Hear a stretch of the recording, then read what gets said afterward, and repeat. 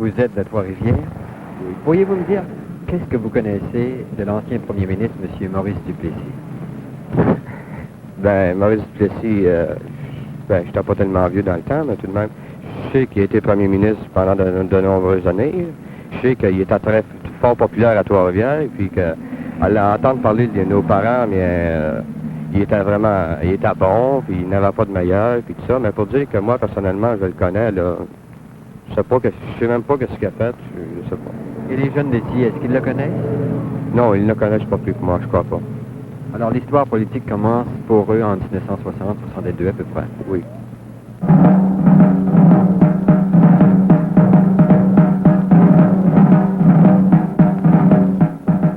Lors des prochaines élections générales, environ 1 million de jeunes Québécois, soit près du tiers de l'électorat actuel, voteront pour la première fois.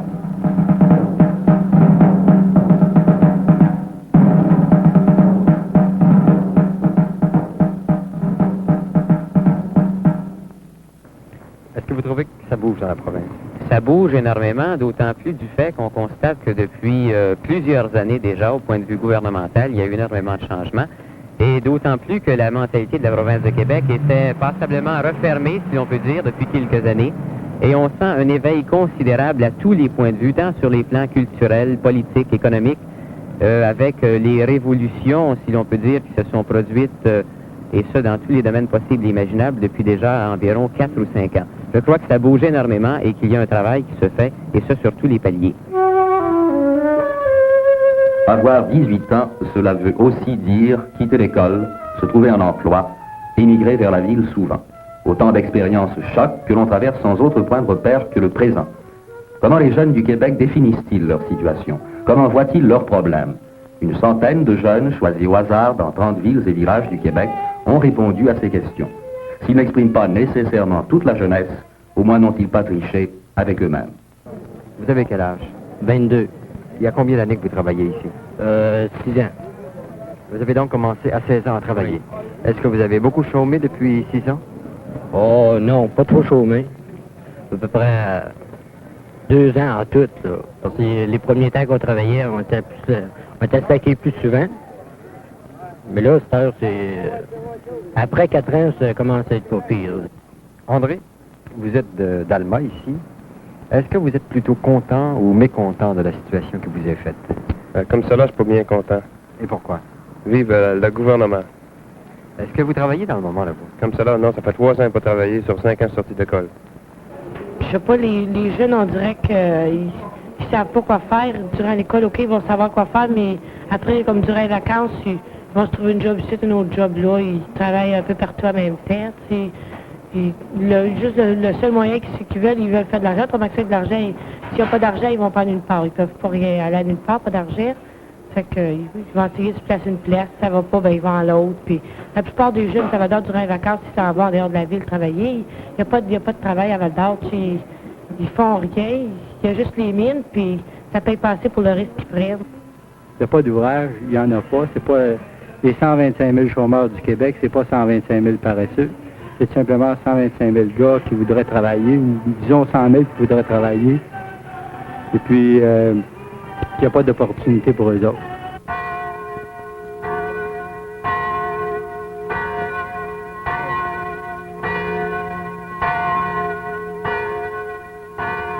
Eh bien, ici, on peut dire que les loisirs sont à peu près nuls. Même dans la région du Saguenay, on dirait que c'est une catastrophe, si je peux m'exprimer ainsi. Mais je sais bien, moi, que si j'avais une œuvre à faire ici, dans la région du Saguenay, je m'occuperais certainement des loisirs. Parce qu'on sait que à l'heure actuelle, on tente de plus en plus de... On parle bien des jeunes, on parle des plus âgés. Il faut parler des plus âgés aussi, parce que, justement, quand on parle... À l'heure actuelle, on réduit les heures de travail partout. Ici, à l'Aluminium Compagnie, on parle de réduire la semaine de travail à 35 heures. Alors, les types apportent ça, 35 heures d'une semaine, c'est pas long, monsieur. Et ainsi, à cause des loisirs, moi, si je tombais, par exemple, dans le gouvernement provincial, j'opterais pour un ministère des loisirs, avec tous les rouages que ça comporte, comme des auberges de jeunesse, des centres récréatifs. Mario Coutu, vous êtes assistant secrétaire à la Fédération de l'UCC de Sherbrooke. Est-ce que vous pouvez me dire en 2 mots si vous êtes satisfait ou déçu de la situation actuelle au Québec? Étant donné que vous me présentez comme travaillant à l'UCC de Sherbrooke, je peux vous dire que je ne suis pas satisfait de la situation actuelle en tant qu'agriculture. L'agriculture dans le Québec est dans le marasme, c'est pourquoi je vous dis que je ne suis pas satisfait de la situation actuelle. Quel âge as-tu là? J'ai 19 ans. Et qu'est-ce que tu fais comme travail ici sur la ferme? On fait foin l'été. On ramasse des fraises et des bleuets. Cette année, on s'est acheté un tracteur, ça fait qu'il faut carrer le bois pour faire cet hiver. Est-ce que tu as l'intention de demeurer toute ta vie sur la ferme? Non. Je crois même que c'est la dernière année que je me trouve à passer toute l'été sur la ferme. Ce qui arrive, c'est que les jeunes s'en viennent dans dehors pour venir travailler ici. Je suis d'avis que le gouvernement devrait plutôt s'occuper de ça pour donner de l'ouvrage aux jeunes dans chaque paroisse, pour garder les jeunes dans chaque paroisse, chaque ville.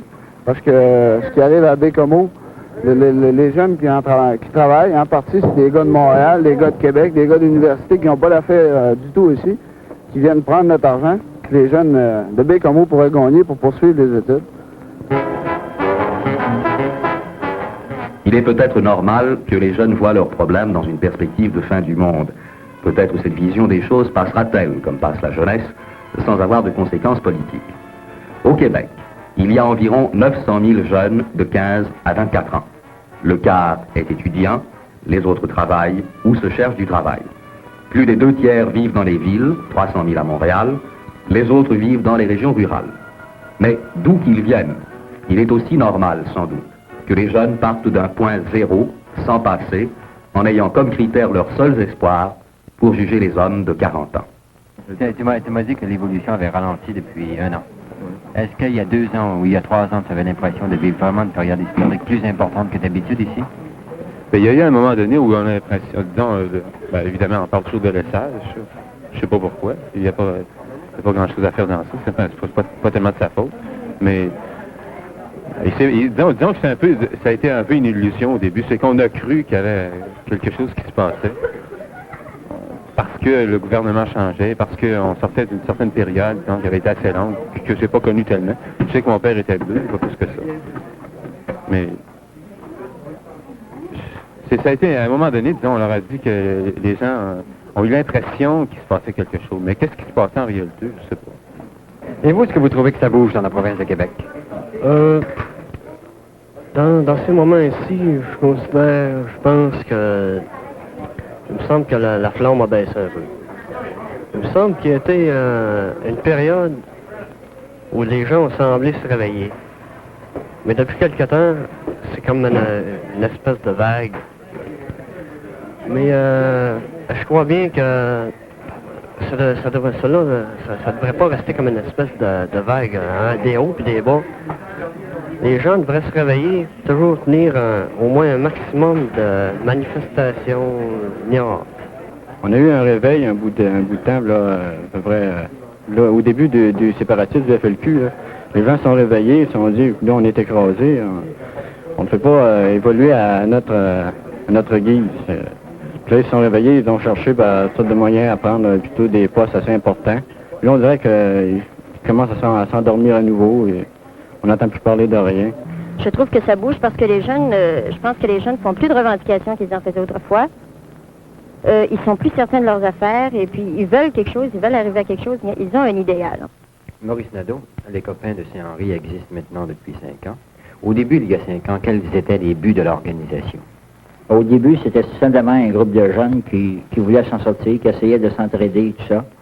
Par la suite, ils se sont aperçus de tout ce qu'il y avait à faire à côté. Ils ont décidé plutôt d'essayer d'aider les autres. Ils ont ouvert un centre de loisirs qui a dû fermer à cause que c'était tout à fait nouveau dans ce temps-là, en 60, pour faire partie d'une paroisse, d'une organisation, à part des organisations paroissiales. On a eu du trouble avec les notables de la paroisse, McGuire, etc. Et maintenant, où est-ce que vous en êtes là aujourd'hui, après 5 ans? Depuis une couple d'années, on a sorti un journal qu'on a dû abandonner à cause de difficultés financières. Par la suite, on s'est dit que peut-être qu'il y avait un certain dialogue à faire avec les bourgeois, tout ça. On s'est promené dans les collèges, fait des conférences sur la classe ouvrière, tout ça. Mais maintenant, de plus en plus, on ne croit plus à ça. Déjà, on entend les jeunes parler dans le local du FLO, Front de libération ouvrier. Ça commence à parler de bombes. Et c'est parce qu'il y a des organisations qui disent, ben, on a le temps, sur une réforme de 10 ans ou 15 ans, on peut changer un district, tout ça. Mais pour les jeunes, nous autres, qui voient que leurs camarades viennent prendre un bord de la cause juvénile ou de la prison, mais qui voient que leurs camarades ou eux autres mêmes sont obligés de lâcher les études, tout ça, il n'y a pas question d'attendre, ils veulent avoir des résultats immédiats. Puis, si vous-même vous deveniez premier ministre du jour au lendemain, quelles seraient les premières décisions que vous prendriez ici au Québec? Ici. Premièrement, je trancherais la question de l'éducation avec en ce qui a trait au fédéral et au provincial. Je ferai tout mon possible pour faire revenir les taxes dans la province. Et surtout, je demanderais qu'on fasse une véritable confédération, c'est-à-dire non pas un amalgame de provinces qui sont favorisées plus que d'autres à certains points de vue, mais une confédération véritable, les provinces ayant des points indépendants du fédéral et d'autres points, par exemple, comme sur le plan économique, toutes les provinces pourraient s'unir au plan fédéral. J'obligerais les jeunes à l'école jusqu'au moins 20 ans. Comment faudrait-il lui payer un genre de salaire par mois pour aller à l'école, mettons 10 piastres par mois de plus que l'allocation familiale pour les aider, mais que les jeunes à l'école jusqu'au moins jusqu'à 20 ans. Et ça, tu rendrais cette mesure-là obligatoire? Oui. Les jeunes de Chicoutimi, premièrement, la densité des chômeurs est très forte, fait qu'on essaierait d'investir de l'argent pour des industries, quand bien même que ça ne rapportera pas dans les premières années. D'abord que les jeunes travailleront, ensuite l'argent roulera ici dans la région, au profit de la population. Ça va être bon. Je sais pas, je ferai tout en mon pouvoir pour pouvoir procurer aux jeunes de toutes les villes de la province du Québec de l'emploi, surtout parce que c'est ça qui manque aujourd'hui. Et si on a des séparatistes, c'est surtout à cause de l'emploi. Quelle serait ta première décision? J'enverrais toute la gang dehors. La première solution, on enverrait toute la gang dehors. Mais dans le moment, là, est-ce que vous avez l'impression que les plus vieux s'occupent des plus jeunes, surtout nos députés? Je pense bien que ce n'est pas la principale préoccupation. On s'occupe peut-être de l'éducation gratuite, parce que c'est demandé par les parents, mais les jeunes, en tant que jeunes, je pense pas qu'on s'en occupe. As-tu l'impression qu'on s'occupe suffisamment des jeunes et de toi?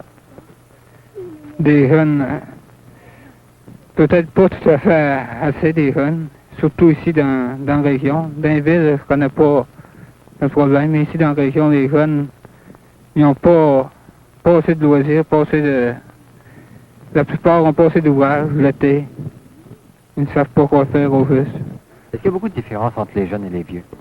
Oui, beaucoup de différences, parce que aujourd'hui, les vieux comprennent pas complètement ce que les jeunes pensent et comment ils veulent agir. Je sais que tu es président de la JOC avec Homo. Est-ce que tu penses que les jeunes ont le sentiment d'avoir été délaissés par les plus âgés, c'est-à-dire par les hommes de 40 ans, par exemple? Oui, je serais d'accord. On est un monde à part qu'eux autres. On n'est pas si stable qu'eux autres. Ensuite, la zone nous donne des tapons des reproches, toutes sortes d'affaires. Ils disent qu'on n'est pas capable de prendre nos responsabilités, on n'est pas capable de partir une affaire. Ils devraient nous faire confiance un peu plus qu'ils peuvent nous faire confiance. Ensuite, ils disent, ben, basez-vous sur notre expérience. Ils ne nous la disent même pas, cette expérience-là. Ben, tu vois, sur quoi tu veux qu'on te passe pour faire ce qu'ils ont fait, eux autres? La jeunesse, on dirait qu'on lutte toujours, on veut toujours lutter. On se lâche jamais de lutter. Tu comprends? Tandis que les autres sont vieux. Ils peuvent pas se pencher sur un problème de jeunesse terriblement. Dans la génération qui me précède, moi, je suis un peu pessimiste. Parce que justement, on n'envisage pas les problèmes sous un aspect qui peut satisfaire tout le monde. Parce que justement, on a affaire à une jeunesse plutôt dynamique, une jeunesse qui bouge en fait. Hein. Est-ce que vous avez quelque peu confiance encore dans les hommes de 40 ans et plus, dans la génération qui nous précède? Absolument pas. On dirait que quand quelqu'un nous comprend, on dirait qu'ils ne veulent pas admettre ça. T'sais. ils veulent pas, on dirait qu'ils veulent pas que, nous autres, à notre âge, on dirait qu'ils veulent pas qu'on pense comme on pense. On dirait qu'ils veulent, tu sais, qu'on reste tout le temps comme eux autres, ils ont été élevés quand ils étaient jeunes, eux autres, ceux-là que vous parlez, là, les vieux, là, ben, quand ils étaient jeunes, ils pensaient pas comme nous autres, ils pensaient jeunes, ils restaient dans le tête. Puis, nous autres, ben, on pense plus vieux, puis ils admettent pas ça. Plus ça va, plus les jeunes aiment la politique, puis suivent la politique. Parce que les vieux sont toujours ancrés dans leurs vieilles idées, bleu, rouge, tandis que les jeunes ont des idées nouvelles, puis ils veulent du changement, puis ils cherchent à avoir quelqu'un qui saurait là, les guider, puis les aider aussi dans leur mouvement. Mais généralement, on le voit un peu peut-être, ça a toujours existé, le conflit des deux générations. C'est peut-être plus marquant ce fois-ci, à cause que c'est plus que le conflit de deux générations, c'est le conflit de deux époques. La mesure du conflit qui oppose jeunes et plus vieux, on peut aussi l'évaluer à partir des résolutions proposées par les divers organismes étudiants du Québec. Par exemple, à son congrès d'août 1964, l'Association générale des étudiants de l'Université de Montréal propose 1. Que le quartier latin, journal des étudiants, soit socialiste. 2. Que l'État intègre les neutres dans notre système social et juridique. 3. Que la violence soit condamnée tant que les moyens pacifiques seront efficaces. D'autres organismes s'impatientent. Les Copains de Saint-Henri, par exemple, groupe de jeunes travailleurs du quartier Saint-Henri à Montréal. Et l'attitude dont vous parlez, là, d'impatience chez les jeunes, est-ce que vous avez l'impression qu'elle est partagée par tous les jeunes de Saint-Henri, bien qu'ils ne fassent pas tous partie des Copains? Oui, puis même cette impatience-là, ils l'ont connue même un an avant nous autres. Depuis un an, on a refusé, nous autres, des jeunes, une soixantaine de membres qui voulaient qu'on y aille beaucoup plus vite, qui voulaient qu'on passe aux manifestations violentes et tout ça. Maintenant, la porte leur est ouverte aux Copains. Alors, vous vous réorganisez maintenant et vos buts et vos moyens changent. Oui, pas les buts, mais les moyens vont sûrement changer parce qu'on veut véritablement que ça change. D'ici un an, ben, quels que soient les moyens qu'il faut employer, ben, ça va changer. Et d'après vous autres, avez-vous l'impression qu'il y a ce qu'on appelle une révolution tranquille dans le Québec? Oui, mais vraiment une petite révolution. La révolution n'est pas encore assez grosse pour amener au Québec ce que les gens ont essayé de faire l'année passée avec le mouvement terroriste qu'il y a eu, le FLQ. La révolution n'a pas encore été assez grosse. Vous étiez d'accord avec ça, vous? Oui, je suis d'accord 100% avec les gars qui ont essayé ça. Pour essayer de prouver au Québec que ça prend vraiment une révolution pour avoir l'indépendance du Québec. Il y a des jeunes à Montréal qui, l'an passé et cette année même, ont utilisé des bombes. Est-ce que vous vous sentez quelque peu solidaire d'eux? Oui, parce que ces gens, si on agit de cette façon-là, c'est que nécessairement, ils avaient des raisons, ce n'est pas seulement des écervelés. Je pense bien qu'ils étaient sincères avec eux-mêmes quand ils ont agi ainsi. Je pense bien qu'il faut les prendre au sérieux et puis voir ce que les choses changent. Si on veut que les jeunes acceptent les plus vieux, et puis je pense bien qu'il faut les accepter tel quels. Et ce que vous me dites, là, c'est l'avis de vos amis ici à Sherbrooke. Oui, certainement. Il y a des jeunes à Montréal l'an passé qui ont utilisé des bombes, qui en ont fait sauter. Oui. Est-ce que vous vous sentez solidaire de ces jeunes? Un peu. Même beaucoup, je dirais. Surtout chez nous, ici, à Tête-Feuille. Je fais partie d'aucun mouvement, à l'heure actuelle encore. Mais j'entends parler ici et là de futurs agissements de la part des séparatistes ici dans la région. Et je crois que ce sera pas drôle. Quels sont ces agissements? Ben, les agissements, c'est on peut appeler ça peut-être une révolution de la part de ces gars-là qui veulent avoir quelque chose de nouveau, quelque chose de bien beau. Est-ce que vous avez l'impression que ça va réussir, vous? Oui, j'ai l'impression que ça va réussir parce que c'est des gars qui ont beaucoup de volonté, puis ils sont convaincus de leurs principes, puis je pense que rien ne pourra les arrêter. La jeunesse a toujours eu, au point de vue potentiel, une force politique, c'est évident, ça, parce que ça a toujours été, disons, le tiers de la population. Et c'est les plus jeunes, ceux qui sont plus portés vers le risque, ceux qui peuvent se permettre le plus le risque. Parce qu'à un moment donné, rendu à 50 ans, une personne normale ne peut pas se permettre trop de risques. C'est pourquoi c'est bien beau parler contre les bourgeois, mais ils peuvent pas se permettre certains risques, ils ont une famille, etc., etc. Lorsqu'on est seul, je suis pas marié, t'es pas marié? Bon, on n'est pas mariés, bon, on peut se permettre des choses. Je vais aller en Europe, je peux me permettre ça. Je peux me permettre aussi même d'aller placer une bombe quelque part. Ça, c'est... Alors, peut-être quelques mois de prison, c'est pas tellement important, c'est pas tellement grave.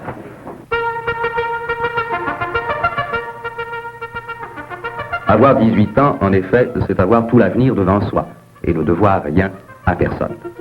Quelle partie les jeunes du Québec feront-ils de cette liberté? Une centaine de jeunes à travers la province vous donnent quelques indices. Mais est-ce que vous êtes contente que le vote soit maintenant à 18 ans, au lieu d'être à 21 ans? Oh, il aurait bien pu rester à 21 ans, me semble.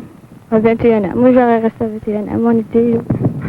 Parce que, me semble, les élections, on s'occupe pas beaucoup de ça. Je suis absolument contre. Et pourquoi? Parce que je trouve que la maturité n'est pas encore arrivée à l'âge de 18 ans. Je parle en général, j'entends. Je pense qu'un jeune de 18 ans est pas assez maturé pour apporter un vote stable, un vote solide, un vote qui, je sais pas moi, qui peut apporter quelque chose à la province. Est-ce que ça peut changer quelque chose, d'après vous, que les jeunes puissent voter maintenant? De beaucoup. Je sais pas, peut-être seulement la sensation de pouvoir voter, en fait, toute l'impression que ça vous donne de déjà un peu maturé, je pense, à ce moment-là. Est-ce que tu es d'accord avec le vote à 18 ans, toi? Moi, je trouve qu'à 18 ans, c'est un peu jeune. Tu as quel âge, là? Moi, j'ai 20 ans. Tu as 22 ans lors de la prochaine élection, parce qu'il y aura une élection complémentaire bientôt ici à Matane. Pour la première fois de ta vie, tu vas pouvoir voter. Est-ce que tu en es content? Oui. Pourquoi exactement? Parce que là, je vais pouvoir, à mon tour, faire ma croix, puis la faire du bon bord. Alors, il y en a beaucoup qui vont pouvoir parler. Il y en a beaucoup. Parce qu'il y en a beaucoup, surtout maintenant, au 20e siècle, là, les jeunes sont plus avancés que ceux d'avant, me semble, mon idée. Et puis, mais il y en a beaucoup encore qui vont suivre l'idée de leurs parents. Mon père, lui, m'a dit, telle couleur. Ben, moi, ça va, cette couleur-là, il aime cette couleur-là. Mais ça, il y en a beaucoup, par exemple, aujourd'hui, il y en a beaucoup qui vont réfléchir à ce qu'ils vont faire. Beaucoup. J'ai confiance. 18 ans.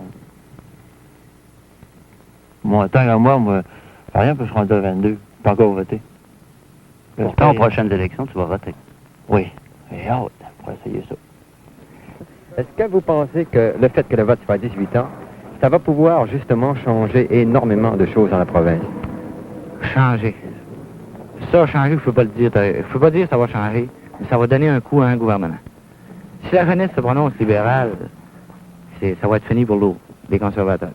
Mais si la jeunesse se prononce conservatrice, je dis pas qu'elle peut débarquer le gouvernement libéral, mais elle peut y donner un coup bas. Il y en a tellement qui vont marcher avec le groupe. Ceux qui ont une pensée personnelle, bien ceux-là, je crois qu'il y aurait de la difficulté à choisir. Les autres, bien, vont aller pour celui qui fait le plus de cabale et qui semble le plus populaire.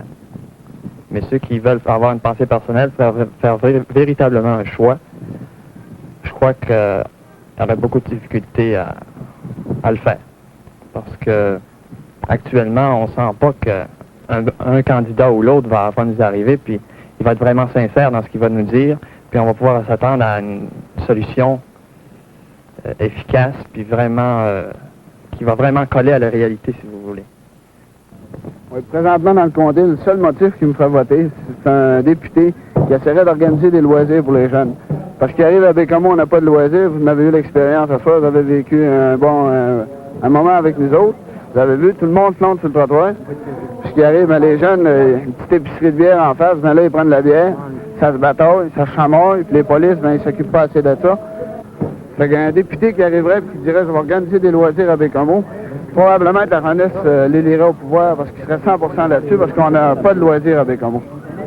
Dans le choix d'un parti politique ou d'un candidat, quels sont les critères qui te feraient choisir un candidat plutôt qu'un autre? Oh mon Dieu Seigneur. L'honnêteté, le parti auquel il appartient? Oh non, pas le parti. On ne suit pas un parti. C'est, je peux dire, à l'homme. Mais, mon Dieu, le gouvernement, il y a plusieurs personnes là-dedans. Il y a du bon monde, puis il y en a qui sont pas d'affaires là. Mais c'est partout, ça. Ça fait que on pense qu'il y a de bon. On choisit dans les deux parties ce qu'il y a de meilleur. Les motifs, on va essayer de voter pour quelqu'un, je sais pas, moi, qui peut changer ça. Ou on travaille pour bien, moi. Moi, je travaille pour bien, là. J'ai tout le temps travaillé pour bien. On va essayer de voter pour quelqu'un qui peut essayer de remonter le salaire quelque chose. Hein? J'ai tout le temps travaillé pour bien. Tout le temps rester chez nous bien faire, hein? Avez-vous l'impression, vous autres, que on s'occupe pas de vous autres? Que les hommes politiques s'occupent pas de vous autres, les jeunes Ils s'occupent bien plus d'eux autres que de nous autres. Parce que d'après les enquêtes qu'ils font, là, ils sont plus croches que n'importe quel ouvrier ici. Avec les enquêtes qu'ils font. Vous n'avez pas confiance en eux? Oh, pas beaucoup. Pas beaucoup parce qu'ils sont plus croches que nous autres. Nous autres n'avons pas les moyens d'être croches eux-mêmes. Mais si vous aviez les moyens, vous le sauriez, quoi? Peut-être que j'en mettrai dans mes poches, moi aussi. Mais à mon point de vue, j'ai l'impression que il y a une bonne partie des chefs d'État qui vont plutôt penser plutôt à la survie de leur parti avant de penser à l'ensemble du pays. Les hommes politiques, qu'est-ce que vous en pensez? Est-ce qu'ils disent la vérité quand ils vous parlent, d'après vous? Bon, pour moi, on dit la même gang. Faut qu'on reste les autres pour tout. De quelque parti qu'ils soient? Non, il n'y a pas de quel parti. Tout est pareil. Tout dans la même poche. C'est des suiveux en sorte. C'est qu'ils font. Ils s'en vont au gouvernement, ils s'assisent, hein, puis ils retirent le chèque de paie. Ils n'entendent jamais parler. Il va y avoir une association, il va se passer une loi. Ils vont tout dire oui. Et quand même, si le sage dit oui, ils vont dire oui. Hein? Si le sage dit non, ils vont dire non. Il dit tout ça à la fin, tu sais, quand tu te présentes, quand ça va être à l'élection, ils promettent 50 affaires, puis à fait compte de quand après qu'ils sont élus, ben, ils font rien. Je sais pas, ils... Et ça vous enrage? Oui. Ben, moi, je sais bien que quand je promets quelque chose, je le fais, au moins. Ben, les autres, comme, quand le temps des élections, ils arrivent, là, ben, ils promettent des affaires, puis 56 patentes, puis... Comme on dit, ouais, ils promettent des élections, ils promettent toutes sortes d'affaires, puis quand ça vient le temps, ben, des faire, ils font pas. Est-ce que tu penses que de façon générale, les jeunes un peu partout dans le Québec et particulièrement ici, dans la région de Saint-Thomas, de Cherbourg, sont contents des politiciens, croient à leurs promesses?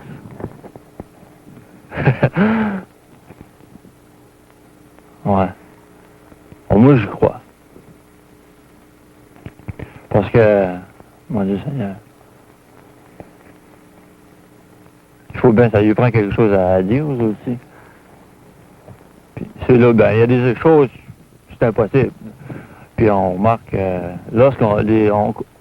qu'il y a à croire, c'est ce qui se dit après les élections. On peut y croire un peu. Mais ce qui se dit avant, ben, on fait attention. D'abord, c'est rare que ça se produit. Surtout ici. Vous vous méfiez. On se méfie. Est-ce que vous avez confiance dans les hommes politiques qui vous présentent, les hommes politiques en place actuelle? Sans avoir beaucoup d'expérience là-dedans, je suis à peu près certain que les gars qui dirigent le parti politique dans tous les comtés, c'est une petite chose qui arrive, c'est qu'un gars est rentré là par une gang de jeunes, une gang de monde qui pousse ça avec de l'argent. Après ça, ben, ce qui arrive, c'est que ce n'est plus ni moins de l'argent qui va runner ça. Il n'y a pas assez de franchise dans la parole des gars. C'est des promesses d'élection qui ne servent absolument à rien, qui n'ont jamais été réussies, même du premier ministre Jean Lesage qui est venu à Bécomo, puis il a promis 3 choses, puis il y en a seulement une de réalisée. Il y a quelque chose qui ne marche pas. Les gars, les politiciens travaillent tous pour eux autres. Ils ne regardent pas pour les gens de la province. Ils travaillent juste pour remplir le pas, puis le salaire. S'il y avait un vote demain, là, s'il y avait une élection demain, qu'est-ce que vous feriez, vous?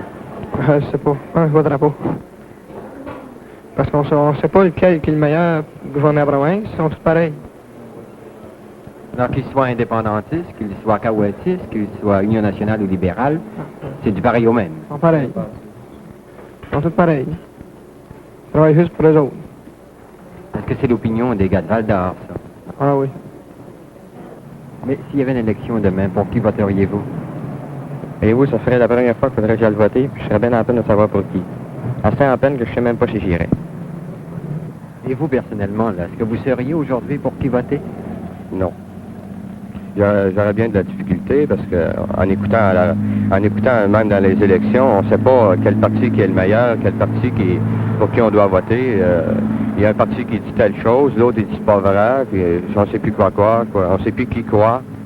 Est-ce qu'on discute souvent de politique chez les jeunes étudiants de Rimouski?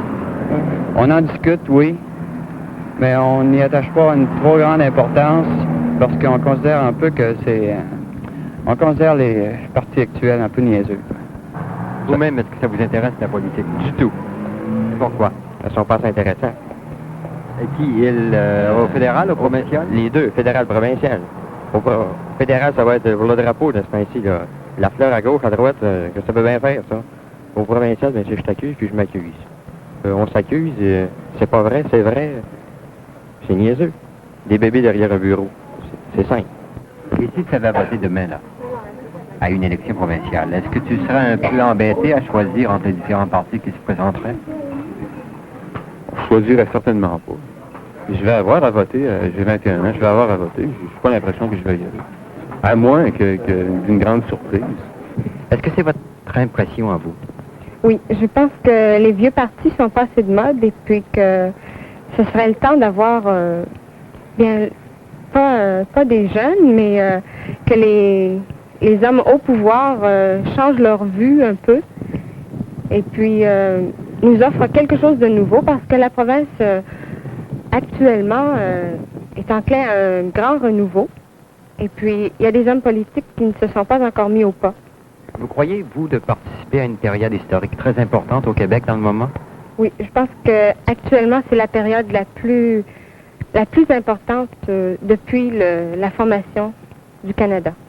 Est-ce que les jeunes de Saint-Georges-de-Beauce, d'où vous êtes, ont la même impression? La majorité ont l'impression qu'il se passe quelque chose d'extraordinaire au Québec actuellement. Mais tous ne savent pas ce que c'est. Où va le Québec? Pour une jeune fille qui a l'impression de vivre une époque historique extraordinaire, combien de jeunes ont ramené l'avenir du Québec aux dimensions de leur vie quotidienne?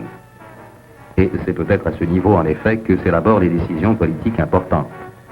Du moins, c'est à partir de leurs soucis de tous les jours que les jeunes apprennent à juger ceux qui, de près ou de loin, détiennent le pouvoir.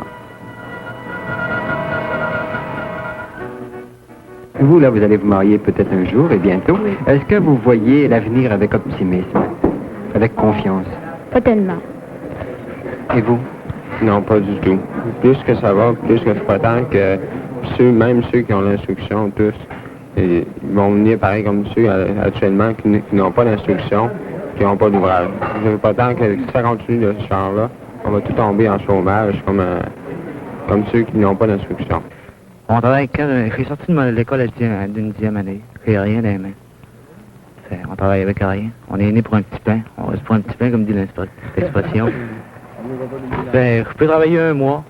Je peux être 3 mois sans travailler. Là, je peux travailler 1 semaine. Hein? Je peux être, pardon, 1 an. Ça va dépendre. Hein? Mais pour avoir un ouvrage que j'aimerais, une belle ouvrage, c'est incapable. Une 10e année, je peux rien faire avec ça. On fait rien dans les mains. Mais est-ce que c'est le cas de la plupart des gars de Chicoutimi, ça? Ah, pas mal. D'après moi, c'est pas mal le cas de la plupart. Je sais pas toutes, mais d'après ceux que je connais, là, c'est la plupart. C'est que ça donne de faire une 12e année si t'es pas capable de travailler avec. On donne ici des cours secondaires, on donne toutes sortes de cours, mais ces cours-là n'aboutissent à rien, alors c'est un grave problème chez la jeunesse. Si un type vient qu'à faire une 12e année, on n'a pas de débouché. Alors, en somme, il faut s'orienter vers des études supérieures, comme à l'université. Là, pour dire, franchement, on peut compter sur quelque chose. Alors, ici, dans la région Port-de-Sort, on n'a aucun débouché.